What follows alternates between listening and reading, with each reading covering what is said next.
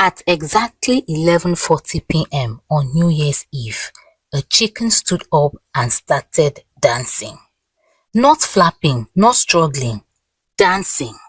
And that was the night the occupants of a big compound ran away from their own homes.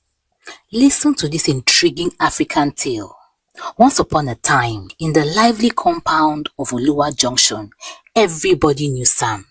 Not because he was hardworking, not because he was rich, but because he was the chairman of the Lazy Young Men Association. Every morning, Sam and his best friend Pius could be found under the mango tree, chewing sticks, arguing about football, and resting for a future that never seemed to arrive. If laziness had a WhatsApp group, Sam would be the admin and Pius would be the assistant admin. Yet, Sam had one soft spot in his heart, his mother, Mama Sam. She sold roasted corn and groundnuts, but that December was harsh. Prices were high, sales was low, and Christmas was approaching like an angry landlord. One afternoon, Mama Sam tied her faded wrapper tightly around her waist and walked to the communal local kitchen. Inside her small aluminum pot were 2 iced fish, not chicken or beef. She whispered, "Soup is soup abeg," as she entered the kitchen. Silence fell. Then giggling started.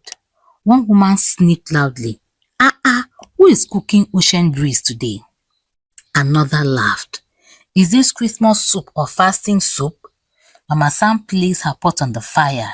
It made a tiny clunk clunk sound, the sound that exposes poverty. Women gathered around her. "Two fish? Are they twins? You don't have what to cook. Why can't you stay inside your room and eat bread and leave the kitchen for those that have what to cook?" Some women sitting around the kitchen dissolved into laughter. Mama Sam's hand shook as she stirred the contents of her pot. Then her slipper slipped and her pot tilted. A piece of fish fell out. "Ah!" One fish has escaped, someone screamed. Tears filled Mama Sam's eyes. She carried her pot away while laughter chased her from behind. That day, Sam made a silent promise as he overheard his mother being mocked. Something must change. That evening, Sam walked angrily with his friend Pius.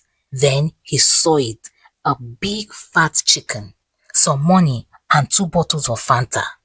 Pius froze. "Sam, don't touch that thing. It looks spiritual." But Sam remembered his crying mother. He grabbed it. Pius ran away and left him there. When Mama Sam saw the chicken, she gasped. "Sam, are you sure this is not stolen?" "Mama, I swear I did not steal it." Hunger won reasoning. She accepted the chicken from her son. Immediately she began boasting. "This year, I will cook the best chicken anyone has ever seen. Angels themselves will come to taste my stew." Everyone avoided her door. The entire compound knew that Mama Sam was going to cook chicken on the 1st of January, the new year. The next day, Sam tried to prepare the chicken, but the chicken ran away from him and he had to start chasing the chicken round the whole compound. Children gathered. Laughter echoed. Mama Sam yelled, "Stop laughing, that's my chicken." That evening, the chicken escaped again, this time into the neighbor's pot of pepper soup. The entire compound smelled of pepper soup that had poured. "Mama, this chicken is causing too much problems," Sam complained to his mother. Finally, Mama Sam simply told his son to keep the chicken, that she would dress it herself on the 1st of January. But on the 31st of December, at exactly 11:40, something happened. The chicken suddenly stood up. At first, everyone thought it was just stretching. Then it raised one leg, then the other. Then it started dancing. The dance was terrifying and hilarious at the same time. The chicken did step, hop, turn, scratch, step, wing, flap, spin, moonwalk, jump, spin, tail shake. Children screamed in delight. Mama Sam fainted, landing on Pius. Sam ran around in circles trying to catch it with a broom. The neighbors gathered. Some were hiding behind walls, some taking videos. The compound looked like a comedy show mixed with a horror movie. That night, long after everyone in Oluwa Junction had fallen asleep, Sam could not sleep.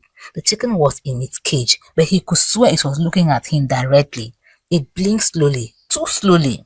The wind blew and the cage made a creaking sound like somebody whispering secrets. Then, at around 1:17, Sam quietly opened the door, lifted the cage and tiptoed out of the compound like a thief escaping his own conscience. He took the chicken back to the exact spot by the roadside where he had found it. He placed the cage down and whispered, "Abeg, forgive me," and ran home without looking back. That morning, Mama Sam woke up to sweep her frontage. She dropped her broom and screamed. The chicken was standing at her doorstep, not lying down, not sitting, standing. Sam ran out and saw the chicken and his legs went weak. He whispered, "But I returned you." From that moment, fear entered Oluwa Junction. By evening, families started carrying their bags and mattresses out of the compound. One woman left with her cooking pots, another carried her radio. Someone even packed his gas cylinder. They went to sleep with relatives and friends. Only Mama Sam and Sam remained, and the dancing chicken. Then something worse started happening. People who cooked food would return from the kitchen only to find their pots smelling like soured palm wine. Rice became acidic, stew fermented in minutes, even soaked garri with cold water began to taste like ogogoro. People shouted, "This compound is cursed." The landlord was informed. He called an emergency meeting under the mango tree. Mama Sam was invited. "Madam," the landlord said, "take that chicken back to wherever you got it from. This thing is disturbing my tenants." Madam Sam nodded her head. That evening, in the presence of everyone, Mama Sam and Sam carried the chicken to the bush path where Sam had picked it. They dropped it there and ran back home. But before they could sit down, the chicken was already dancing in front of Mama Sam's door. People screamed. Someone shouted, "It has teleported." A woman fainted into a bucket. A prophet was called. He arrived with a loudspeaker. He shook a bottle of oil and shouted powerful words while jumping around with the chicken. After collecting a very large offering from the landlord, he touched the chicken and it disappeared. Everyone clapped. People returned to their rooms with their bags. Children slept peacefully. The danger seemed to be over until the next morning. The chicken was back, dancing again. At this point, Mama Tobi shook her head. She called the native doctor, and the native doctor demanded so many items: goats, palm wine, red cloth, alligator pepper, money. Mama Sam could not just afford it. The whole compound contributed the money, and the items were bought. People waited for chanting, shouting, and fire, but the native doctor simply walked in, picked the chicken, tied it in a red cloth, and walked out calmly. By morning, the chicken was truly gone. Oluwa Junction was now at peace again. But Mama Sam now owed the whole compound for money they had contributed. And Sam learned a bitter lesson. Shortcuts that look like blessings often carry hidden debts. What your sweat doesn't earn can cost you more than money. It can cost you peace. The Monday after the chicken disappeared, Sam did not go to the mango tree. When Pius came knocking with a chewing stick in his mouth, Sam was already wearing his oldest, roughest trousers and a pair of worn sneakers he had taped together. "Sam, where are you going?" Pius asked. Bewildered, "There is a repeat of the Champions League final on TV." Sam didn't even look back. "Pius, that chicken didn't just dance. It mocked my manhood. I'm going to find work." Sam walked 3 miles to a new building site. The foreman, a man with shoulders like bags of cement, looked at Sam's thin arms. You want to carry blocks?" The foreman laughed. "Give me the shovel," Sam said. For 12 hours, Sam mixed concrete. His skin turned grey with cement dust. His palms blistered and his back felt like it was being scorched by fire. At the end of the day, the foreman handed him 3,000 naira. Sam looked at the crumpled note. It was small, but it was earned through hard work. Instead of going home to sleep, Sam went to the motor park where the big trucks from the north brought in bags of onions and pepper. "Oga, I fit help you load," he asked the truck drivers. From 9 p.m. to 2 a.m., Sam carried heavy bags of onions that made his eyes stink and his neck ache. He earned 2,500. Every Friday, Sam didn't hide. He walked straight to the landlord's door with a small nylon bag of cash. "Landlord," Sam would say, loud enough for the neighbors to hear, "this is 10,000 naira." "Landlord," Sam would say, loud enough for the neighbors to hear, "this is 10,000 naira. I am paying off our debt." The neighbors, who used to hiss when they saw Sam, began to open their doors. "Sam, well done, no," Mama Toby called out one afternoon. "I see you're really trying." "Thank you, Ma," Sam replied with his head held high. He wasn't the chairman of the lazy men anymore. He was becoming chairman of the hustlers. After 6 weeks of grueling labor, washing gutters, offloading trucks, and carrying bags at the park, Sam finally reached the last of the debt. He walked into the compound on a Sunday afternoon. He wasn't the Sam of December. He was leaner, darker from all the sun, and his hands were rough like sandpaper. He called a meeting under the mango tree.